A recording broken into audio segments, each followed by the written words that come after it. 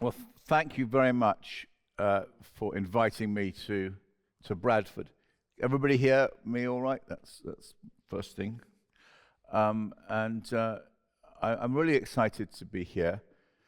About 3 months ago, somebody dropped me through my door this book, which is published next week, Being Muslim Today, Reclaiming the Faith from Orthodoxy and Islamophobia. I didn't know who the author was, and I didn't know anything about the book, but I read it, and it's one of the most interesting books I've ever read on any subject. It really educated me. I'm not a theologian. I'm not an expert on Islam, but I do know lots more than the average person in the street. I write, and I have read books, and it's really thoughtful. It's very well informed. It explains an enormous amount about the early history of Islam in a provocative and what some would regard as heretical way. But it's very accessible. So many books written on this subject are almost unreadable. And this is written for the reader. I think it's going to have an enormous impact. And so for the first time, I'm now going to meet Saqib Qureshi. Saqib, it's lovely to meet you. Thank you so much. Wonderful. We met 5 minutes ago for the first time. Now,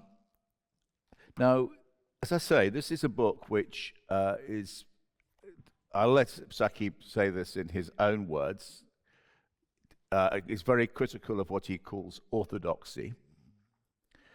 And boy, does he give it to the Islamophobes. He takes on, the neocons, the bigots, at the same time as questioning the more dogmatic elements, should one say, within Islam itself. Before I get on to, I think some of the arguments you make are really fascinating and illuminating, and I don't know, I'm not enough of a theologian or an expert to judge exactly to judge your arguments or weigh them, but they all appear to be made very fairly and in a very coherent way. But tell me about yourself, Saqib. Tell me who are you? Oh my goodness. So, born in London, lived most of my life in the UK. I've had a fairly eclectic range of professions, starting in investment banking, then did a PhD at the LSE, then spent some time as a management consultant at McKinsey before working in government in Dubai.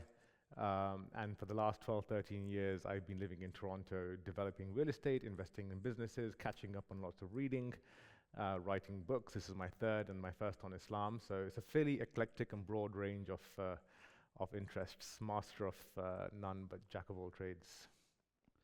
What were your other two books on? The first book was on the impact of self-identity on strategy. And the second book was on Western democracy and how we think we have it, but whatever we have, it ain't democracy. That's another very topical subject, which probably lies behind a lot of this. We have apparently an election coming up. Some people are telling me, not just, of course, in Britain, but in the United States and in France, and these issues about democracy. We might get onto them towards the end because they're really deep with implications for democracy in Britain, but also I feel the most endangered or threatened minority in Britain are Muslims, and particularly from a lot of the rhetoric we're getting. So we'll come on to that. How did you? You've had a pretty high-powered career in business, and how did you come to write this book? Yeah, so this is a book that has been in the making for at least 10 years. I've been playing around with different ideas and thoughts and putting things into a kind of a manuscript format. The thinking behind this book really began when I was in my mid-teens. That's when I was exposed to Islam, at least as a concept, at least as an identity. And I guess over the 35 years since, I just kept asking questions and opening research papers and relearning and being rebutted and then finding new answers. And in the end, I kind of realized maybe about 8-9 years ago that there were a bunch of questions out there and a bunch of issues out there which mainstream Muslim audiences simply didn't know about, but academia did. Like, I was acutely aware in the last 8-9 years of the bridge between what serious scholarship knows about Islam, does not know about Islam, and the basis upon what it claims to know, and the mass Muslim population. The two were working in different ecosystems. And then when my son asked me a question a few years ago about, Papa, is Islam a violent faith? And I began looking around for material that he could read and educate himself. I realized that everything out there was either propaganda or it was impossible for him to read. Like, he's a 15-year-old smart kid, but everything out there that could seriously educate him on Islam was simple propaganda, either by Orthodoxy or your Islamophobic nutcases. And failing that, it was postgraduate degree material. And I was like, okay, we have a problem here, because we have a problem that the serious scholarship that's being taken on Islam, it doesn't get through to the masses. There's a huge disconnect. And I was like, okay, let's put something out there which connects that scholarship to the masses. And if it means I end up poking a few eyes, and so be it, because at least somebody's got to go out there on a limb and start asking these questions and providing answers. Even if we don't have answers right now, it's okay to say, look, we don't know, as opposed to we know everything definitively and absolutely. Yeah, so you frame it at the beginning of the book that we, i.e. Muslims, are in the unenviable position of having multiple groups fighting over the right to define who we are, what we believe, what we should believe. And you have, on one corner, we have the non-Muslim Western intelligentsia, who was commander-in-chief in Britain until he will be booted out of government in 4 days' time, was Michael Gove, I think, is a very good example of that, who feed off misrepresenting Muslims, highlighting every act of violence committed by a Muslim anywhere in the world. Then you have a second category, the handful of Muslims themselves, quite a tough phrase you use, who enjoy playing Judas in exchange for a piece of silver. All of the Muslim experts who play along with the right-wing establishment. And then you have what you call, and this is the orthodox leadership, who demand unthinking adherence to a religious framework which raises more questions than the orthodoxy will admit to. I mean, and I did read your section on the early years of Islam, going right back to the Prophet and what's followed, and you give a very dramatic reinterpretation of those years. Talk about that, perhaps. Yeah, so I find it very interesting that you've described it as a reinterpretation, because scholarship, or serious scholarship, doesn't seem to have too much of a debate on some of the things that most Muslims don't seem to appreciate. Like, for instance, one of the last Prophet's wives, Aisha, went to war against his nephew / cousin. Now, in that battle that took place, apparently, according to the sources that we have, 3,000 people were killed. That's not a small family skirmish. I mean, I have a cousin, I have a nephew, and if they go into battle against somebody that I know and they kill 3,000 people, that's a big deal. That's a big deal, and it speaks to their character that we ended up in that situation. But orthodoxy is going to demand that both characters here were totally clean, very honorable, utterly perfect, or semi-perfect at least. It's like, hang on a minute, how do you pull that off? How do you pull off a war in a family in which 3,000 people end up dead, supposedly, according to whatever records we have, and then yet at the same time maintain, well, these guys were absolutely perfect, they were part of a perfect generation, and that generation can't possibly be matched in today's modern era. And that was a classic example where the disconnect between, well, I'm not saying anything that's new in citing this particular battle, but it doesn't seem to permeate the Muslim masses, because Orthodoxy will turn around repeatedly and say that first generation was close to perfect. Like, well, 3,000 dead in a family conflict doesn't sound like perfect to me. And then you have a very long and interesting and heretical, some would say, section, say, on the importance of the hadith. Explain how you set about re-examining, from some eyes, although, as you say, if you go back to the immediate years following the death of the Prophet, actually it's not a re-examination, you would say. How do you explain the hadith and the sunnah too as well? So what I ended up doing was to go through a bunch of postdoctoral papers, PhD papers, manuscripts written by professors in language which was tough to read, font 6, monosyllabic words. And eventually I got to the realization that academia's position on hadith is essentially that they weren't that important in the 7th and 8th century. They became a lot more important by the 10th and 11th centuries. And the hadith of Bukhari and Muslim, which are cited repeatedly again and again and again, only became important really about a century after they had passed away. And that made me realize that, hang on a minute, how is it that in our religion, hadith have taken on such a prominent role, when in fact at the outset that wasn't the case? And so much so that I remember having a conversation at a wedding in Toronto where I was at a table of 10 people. There's one gentleman sat opposite. It was a table of like 9 Muslims and one person who was a Catholic. And we were talking about some religious issues, and this individual, this Catholic, was very, very quiet. And afterwards he comes up to me and said, "You know what, I think I've understood something about your religion." And I said, "Oh, what's that?" He said, "It's very similar to our Catholic faith." And I was like thinking, okay, I can see the similarities with Protestantism and Judaism, but the Catholic faith didn't kind of resonate with me as the most obvious similarity. And he says, "We had the Father, the Son, the Holy Ghost." And at which point I was really thrown off, because I thought, where are you going to run with this? He said, "You've got Allah, God, Muhammad, and Bukhari."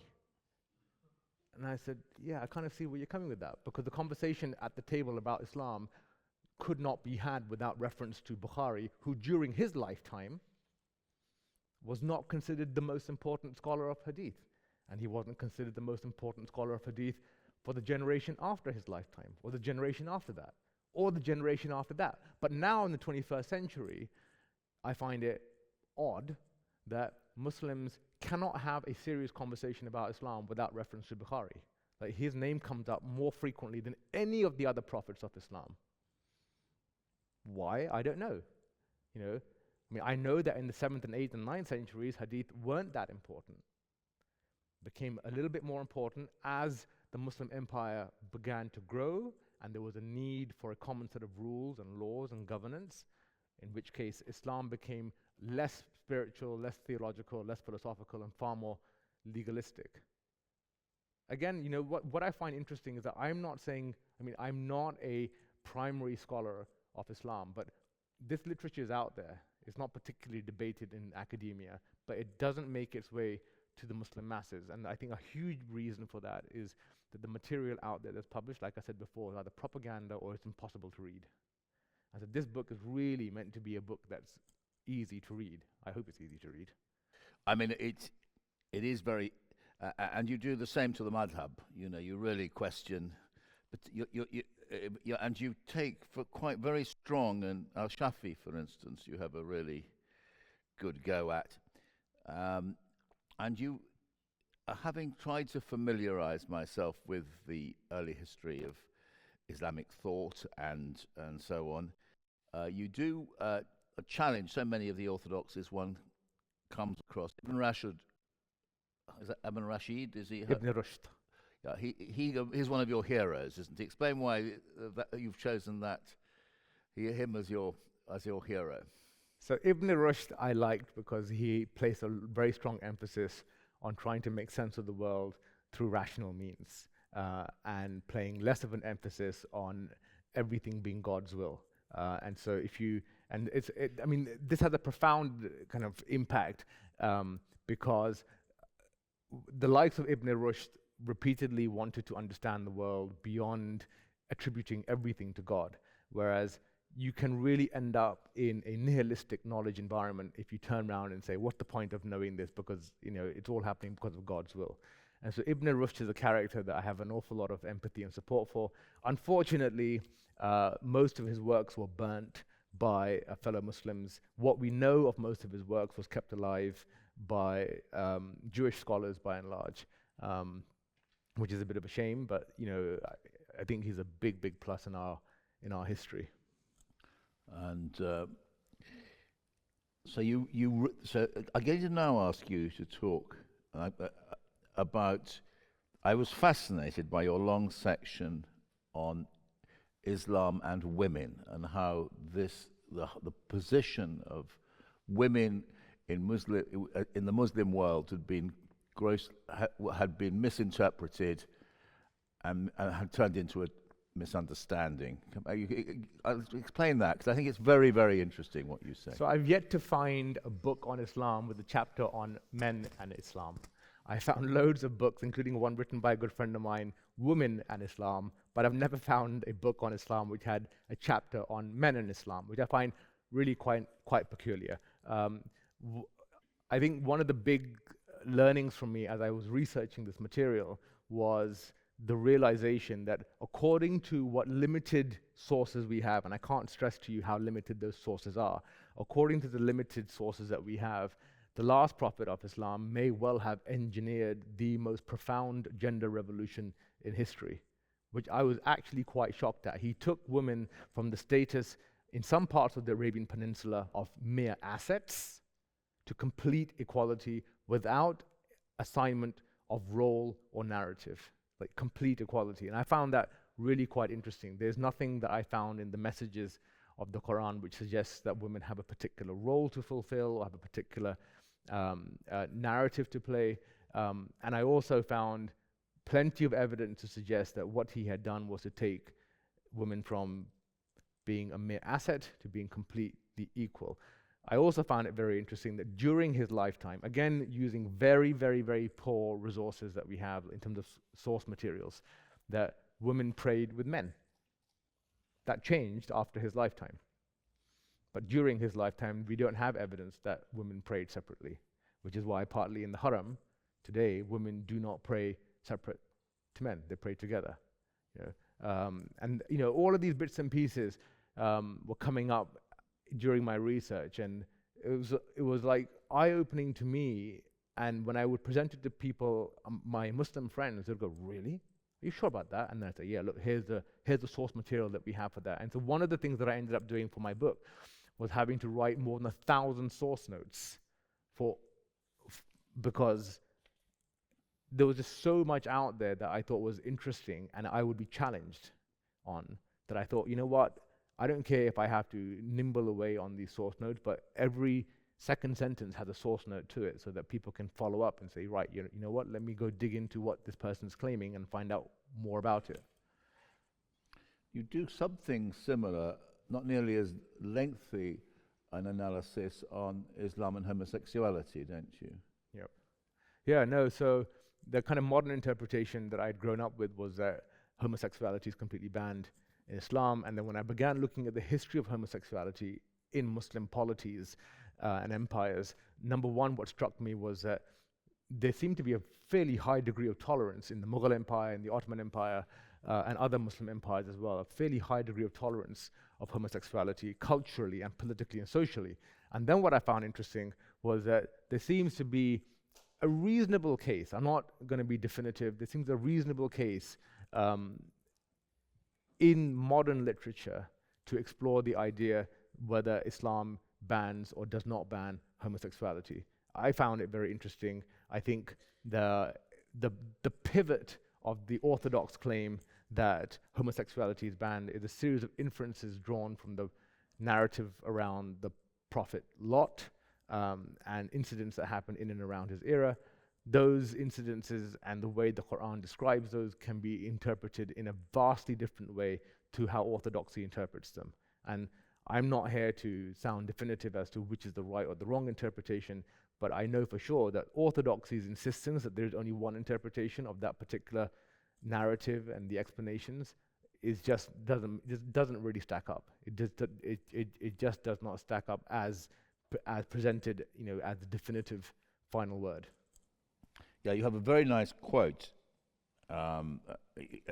towards the beginning of the book from al-Shafi, who you use, who's thought of as a very dogmatic figure, but you take a quote from al-Shafi, which is as follows: "We believe that our opinions are correct, but we are always cognizant of the fact that our opinions may be wrong. We also believe that the opinions of our opponents are wrong, but we are always cognizant of the fact that they may be correct." So what you're suggesting here is that, there's a much more of an engagement and a freedom of discourse, particularly in the early years of Islam, the history of Islam, I think, than sometimes has emerged since.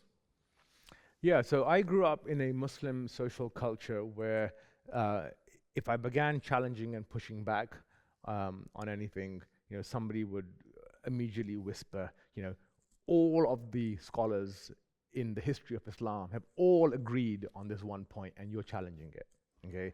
Which actually is complete poppycock, because there's hardly anything that all Muslim scholarship has agreed on. Even Tawheed, the oneness of God, the nature and characteristic of what that oneness looks like and how we human beings can access it is up for massive debate and has been debated right from the get-go. So there's almost nothing out there that Muslim academia or Muslim scholarship has agreed on. But that was presented to me as the first line of defense. The second line of defense, was around, we've all agreed on it. And the second line was, that's very dangerous thinking. You'll be very careful what you're saying, very dangerous. And you look around for the danger to hit you on the head and there's no danger. But, there was always this kind of, you can't think that because it's very dangerous. You can talk about anything else, chemistry, whether man went on the moon, whether Margaret Thatcher's an idiot or not. That's all very good. But you couldn't really talk about those issues because it's very dangerous. And that kind of threw me off a bit. It's like, hang on a minute, what's the danger? I mean, is God really going to get excited because I'm making a genuine intellectual effort to understand what's going on? And the final line of defense was, when somebody kind of turns up and says, actually, I'm an adjunct judge on the Day of Judgment. I'm a lower level of judge on the Day of Judgment, and I think that you're an apostate or you're a kafir, and it's like, okay, dude, for the best of my knowledge, I thought there was only one master of the Day of Judgment, but it's interesting that you've assumed a subordinate rank. You were the kind of assistant on the Day of Judgment, and you're now going to go around telling people whether they're Muslim or not, And so you've got these three tiers that exist in Muslim societies. It's like, dude, just take a chill pill. Let people have a conversation. Let people explore and understand. And we will make mistakes. We will all make mistakes. But let us, at least in good faith, make the effort to try and understand without being blocked. And what I realized, the people that were blocking me very often were doing so for their own purposes, because it was their ecosystem that I was interfering with. It was their sense of self, their universe, their hierarchy and the control mechanism, their way of existence. So you're saying, I'm not going to buy into your universe and your hierarchy and your importance in your system. I'm not going to buy into that. I'm going to treat my own in a different way, and that would cause jitters and offense to other Muslims, and that's a control mechanism. That is the control mechanism which Orthodoxy uses. So just tell us a little bit, you mentioned apostasy there, and once again you challenge the conventional narrative that Islam teaches that apostates should be killed. You take that on head on. Tell the audience. Oh my goodness. So I could find absolutely no instance, no record, no sensible record out there where the last prophet had wanted to harm anybody for apostasy. I could find instances, again, I'm going to caveat the sources because we are not particularly, we don't think the sources have an awful lot of gravitas to them. They're very scarce, they're very weak, but what sources we do have would suggest instances where people approached the last prophet and said, look, I'm not going to be a Muslim anymore, and they just walk away, and there's no ifs or buts to it, which actually makes an awful lot of sense given our faith, at least theologically, insists on freedom of religion. And this is a theme that comes up repeatedly in the messages that were later collated into what we now know as the Quran, that this theme of it's not for the last prophet to go around forcing conversions. His role was present the message. And if the person doesn't want the message, then just walk away. That's your job done. It's not your job to go any further. But I find it very interesting that, apostasy, which is, well, you know what, this person was a Muslim, isn't a Muslim anymore, therefore let's just go after him. I mean, how is that going to precipitate a genuine connection with God? How are you actually going to have a spiritual connection with God if your faith, your external faith, is simply an identity shield, whereas in deep down, like, you have no sense of belief? And I often, remind people that many great Muslim philosophers have entered Islam, meandered out, and then come back in. They've had different definitions of what the religion is about as well. And so in the struggle to make sense of God, in the struggle to make sense of these messages of the Quran and the religion as a whole, people have gone in and out all the time. And that, I think, needs to be not just tolerated, because that's a negative word, but just accepted. Like, yeah, you know what? Let this person go through their journey. And I know people myself who've come up to me and have read my book and said, you know what, I'm glad I read your book, because it made me realize that even though I'm drifting out of Islam right now, as long as I keep at it mentally, that's the important thing, I may drift back in, as opposed to drifting out, pretending to be a Muslim, and then kind of living this schizophrenic Jekyll and Hyde existence. But I read the book a couple of months ago now, actually, and I reread as much as I could on the train up, and I'm going to read the whole thing again. It's a very deep book. You really mastered your material. That's the impression I get. Every page educates me, and I'm sure there are loads of things which many people will want to dispute. We've got another 25 minutes. I'm going to pass it to the audience. I've got lots, if I can get a question in myself here and there, I will try and do it. The lady in the orange. Microphone coming your way. Oh my goodness me, look at that, faster than Uber. Quick. Thank you very much. I'd like to preface what I'm about to say by saying that I'm a specialist in academic Islamic studies. I lecture and research in academic Islamic studies, and we usually don't use the term orthodoxy. So there is no word for orthodoxy in Arabic, and there is no concept of orthodoxy in the Islamic tradition. This is kind of connected to my other questions I'd like to ask, but I'm wondering, do you want to answer things kind of separately, or shall I say everything all in one go? I agree with you that orthodoxy is a very, very difficult word to use in the context of academia. And nearly all of Not in the context of academia, I'm talking about in the Islamic tradition and in the Western academic study of Islam. The scholars shy away from the term orthodoxy because there is no equivalent in the Islamic tradition. I agree with you. There is no equivalent in Islam to the word orthodoxy. And so my caveat to that, and the reason I used it, is because most Muslims in the West in particular are not sufficiently engaged in Islamic scholarship to appreciate that. And so it's a communication mechanism or instrument to bridge very simply, this is how Islam is normally known as at a very, very high level. It's not meant to be. So, I mean, I understand what you're saying. I maintained the use of the word really to communicate to mass Muslim audiences. But at the same time, I feel like there's a contradiction there, because in a way you're trying to debunk a lot of things that the Muslim masses assume to be true by using a term that is quite obfuscating and very disloyal to the tradition.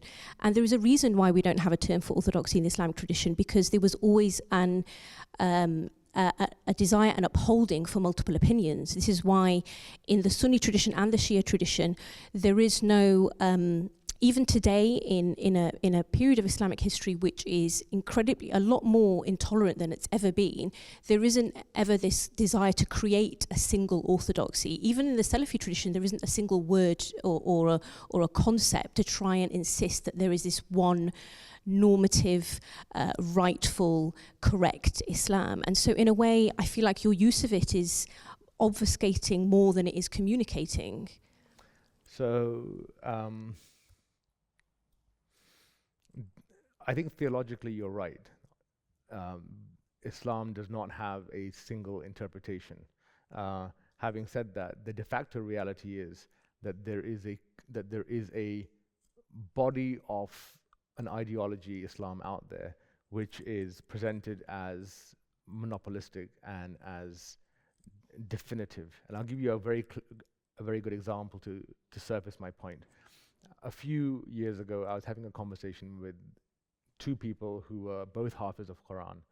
And we're talking about the history of Islam, and we talked about Sufi, talked about Rumi specifically, and somebody says to me, and I said, you know what, Rumi's work is, you know, the Masnavi is very important, there's context, and the person turned around to me and said, well, wasn't Rumi a Sufi? And I said, yeah. And he said, well, they're not Muslims. And I was like, that's an interesting point. You know, and so the orthodoxy I refer to, you know, is really the broad understanding of Islam as mass Muslims have been presented with it. I don't think that they're presented with the nuances of the theological differences and the changes in the theological differences as well over the last 1,000, 1,200 years. I think you would have been better placed to describe what you're trying to get at as inherited folk Islam, something to do with Sunni norms, normative Sunnism, because the way you're talking about it, I haven't read your book yet, but from what I understand from this talk and kind of excerpts that I've read, it's very much about what is kind of popular Islam now, the kind of Islam that the average Muslim is being exposed to, not necessarily what the Islamic canon or the Islamic tradition has been debating. What's more important, the second or the first? Excuse me? What is more important, the popular Islam or Islamic canon?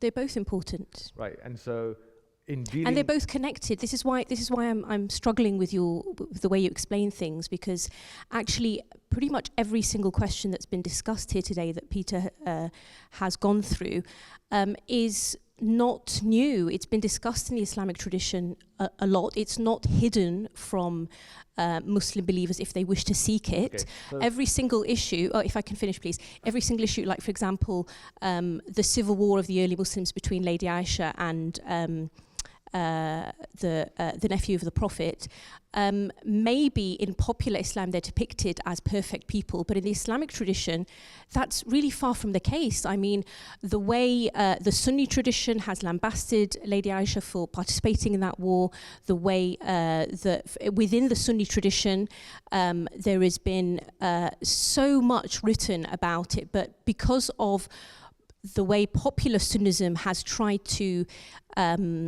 not emphasize the internal battles within early Islam. So there's this impression among the average Muslim that actually nothing was wrong. But actually your average Shia Muslim knows very, very well all the blood that was spilt by early Muslims and all these kind of family feuds that turned into pretty much, you know, full-scale wars. The same with, you know, the way you speak about Bukhari and homosexuality, all of this is acknowledged and discussed and debated in the tradition. Come back quickly. It's lovely just... So by the way, I think this is what your book is for, to engage these kind of discussions. So I think you've just surfaced a disconnect between scholarship and mass Muslims, from my perspective, because the issues that you think scholarship has known about, and I agree, has known about for a long time, most Muslims haven't got the faintest idea. So one more example to surface is that scholarship knows that the Quran has had minor edits done to it since the 7th century. We've known about that for a long time. Vowels were added. There was a debate whether the 113, 114, 116 surahs. Hundreds of people were killed in the 7th century for adopting different versions of the Quran. Okay? Vowels were definitely added. And you'll see, if you went to Al-Aqsa Mosque, a surah from the Quran which is different from the surah in the physical copy that we have today. Okay? How many Muslims know that? Every educated Muslim I think I know I'm going to bring, has said, I didn't know this. If I could just do one quick follow-up, if I may. I'll give you a chance at the end, just if we have time. It's just that, I mean, I left it, normally we don't allow questions. Actually, it's just connected. All I wanted to say is actually, I totally get that this is a, there's a long tradition of these kind of of what is a very personal encounter and experience of the Islamic faith. But I think what's missing from this is actually explaining how personal it is for you, because there's a little bit of, if I may say, a little bit of hubris coming out from the title and from the way that this is being discussed, that it's reclaiming faith from orthodoxy, like orthodoxy is this massive kind of like, you know, uniform entity, which it's not. And so I just wanted to, in a way, position this kind of literature as something that's actually very personal, and not you're not the first person to say these things, basically. Anyway, that's, yes, sir. Did you want to ask a question? And We then have the one over lady, there, in the my front left. over there as well. Yeah. Yeah, thank you for the talk. Obviously, kind of connected with the speaker before, really. So I think talks like this are always interesting because they make you think about your positioning, right? The truths that you hold and whether they're actually as truthful as you profess to be in your own head. But also the kind of binary of like orthodoxy and Islamophobia, and the fact that actually orthodoxy is almost like a latent thing. You can't really feel it, but you kind of see it. And I was like, it was interesting. The reason what motivated me to come to your talk was actually being Muslim today, because I was thinking, actually, I can see there's this orthodoxy from the sense that I had was this kind of rigid adherence, like really almost non-flexible adherence to certain things. And Islamophobia, which is the kind of, you almost need a subservient or palatable Muslim mindset to cope in a society that we live in today. So I was just wondering, do you have any, you put down reclaiming faith, right? So reclaiming almost gives this impression that actually there's some actions that need to be done differently. So can you give any tangible, and then you said you're appealing to the mass audience, right? So there's got to be something habitual or tangible or different things that should be happening on a society, political, day-to-day level that you would see that would almost bring us closer to a position that you think is a bit more acceptable, a bit more nuanced, a bit more flexible. And then how do you stop that position then becoming an orthodoxy because people adopt it and then become extreme to it? These are movable objects, right? These are movable targets. You never really see them, you kind of feel them. So are there any tangible things in the book that allow other people to understand the reclaiming faith from orthodoxy and Islamophobia? So there's a question there, yes? Yeah, no, the position that I took was, if I can make people see a different reality, then they will engage it differently from what it is today. So I've not tried to outline the alternative Islam or the better Islam or the correct Islam. What I've tried to do is put out there a bunch of insights, research, information, thoughts, objections, and hopefully get people to see the same reality in a different way, and let them run things forward. The one big obvious caveat to that is my surfacing the fact that from what we know, the religion did not begin as a legalistic regulatory framework. It began way more personal, way more spiritual, and it drifted towards theology and philosophy as a result of engagement with Christianity, and then it became a bit more legalistic. And that's an interesting journey for the religion to have taken, and it's a powerful reminder as to, you know, how this religion was first viewed, as opposed to how it's begun to be viewed as a law, as, you know, Islamic law type thing. Yes, madam in the red hair and yeah. Sorry, then you. Yeah. Thank you. And then. I'm quite loud, so I guess I'll just start. Assalamu alaikum. Thank you so much for the talk. I have some quick, quite nerdy reading suggestions on the idea of men in Islam. Something like Asma Lambaret's book, Men and Women in the Quran of 2012, for instance, or even the special issue of Critical Muslim, Men in Islam of 2013, might kind of help you to see that, you know, in Muslim feminism, this question of the ability to say women in Islam and not to say men in Islam that you're pointing to is relatively well discussed. But my question is really about coloniality, because I'm interested in the way that you have set up homosexuality and queerphobia as something that we think is true of the origins of Islam, but might not actually be true.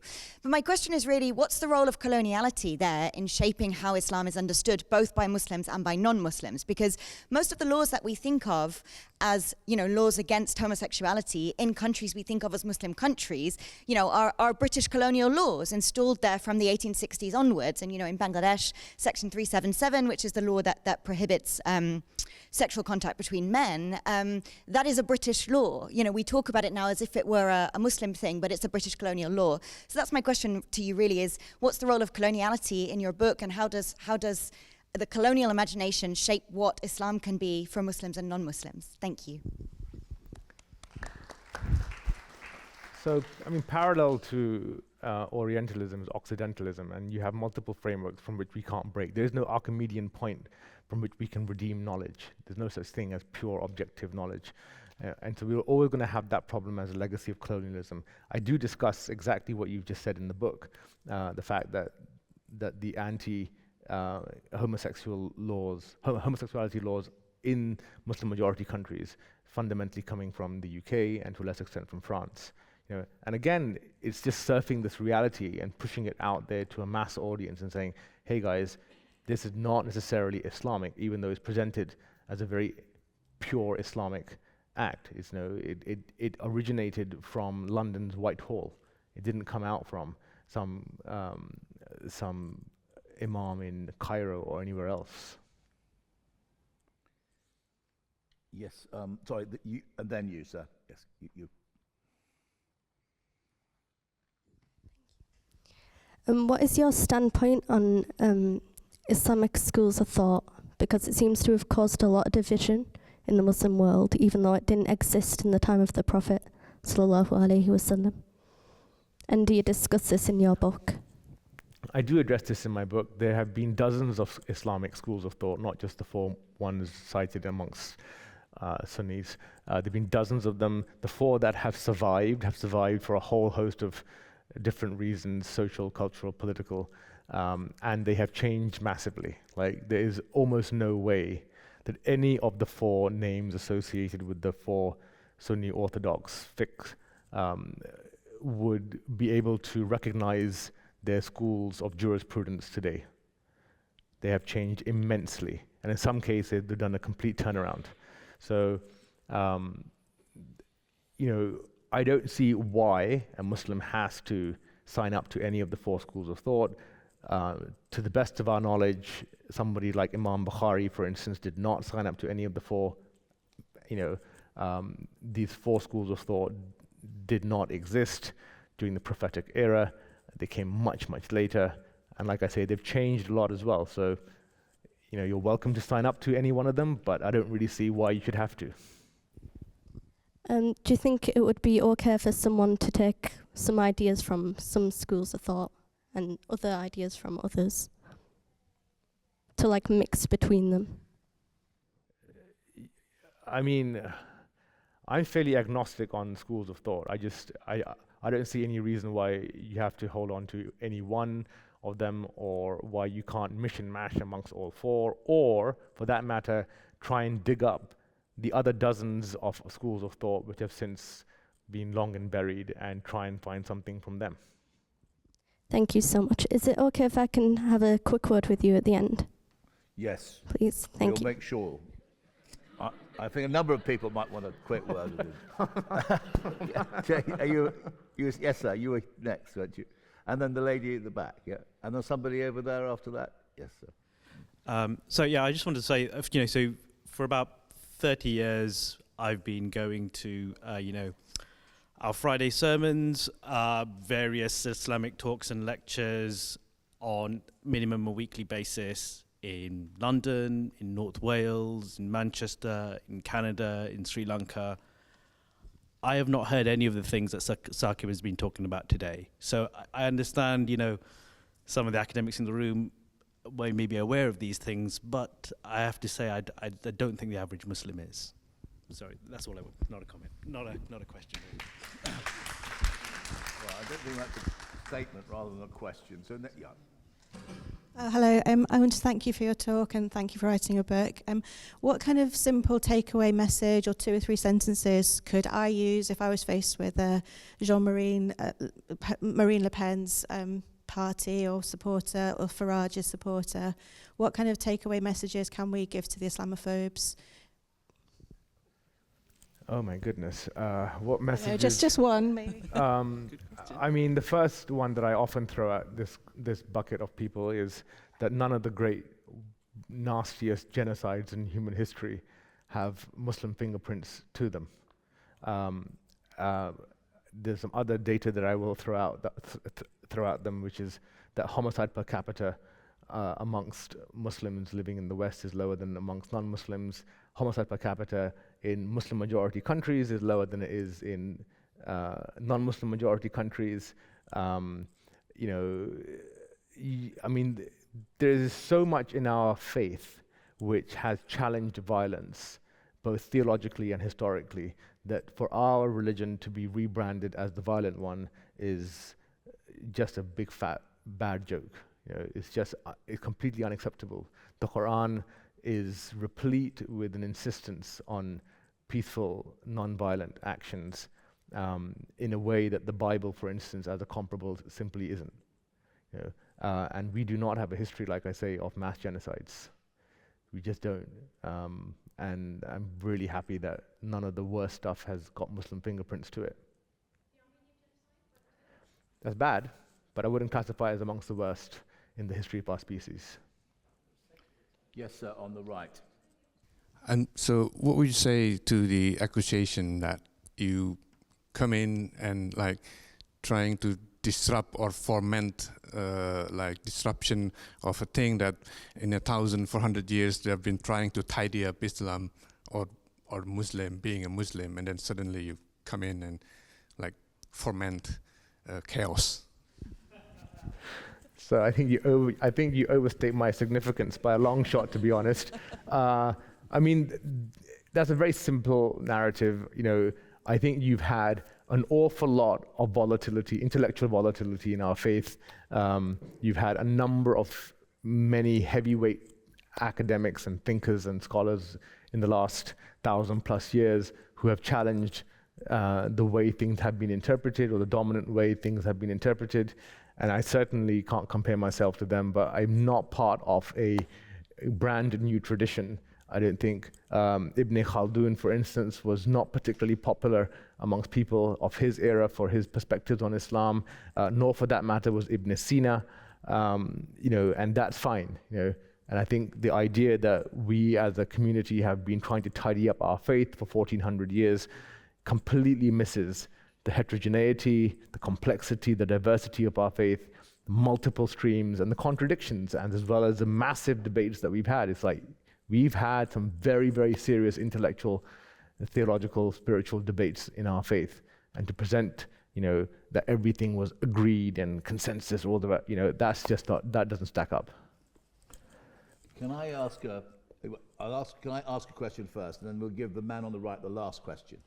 The question I'd love to ask is, we got an election on Thursday, and we know what the Conservative government has done in the last 14 years in terms of policy towards Muslims, in the Prevent strategy, the Trojan horse affair, the creation of what Saeed Abbasi calls Muslims as an enemy within. What would you want the Starmer government, which starts on next Friday, to do about it? I think, Muslims are the largest religious minority in this country. We've been here you've had a Muslim presence here for hundreds of years. This is our country. We play for the football teams, we play for the cricket teams, we work for the civil service.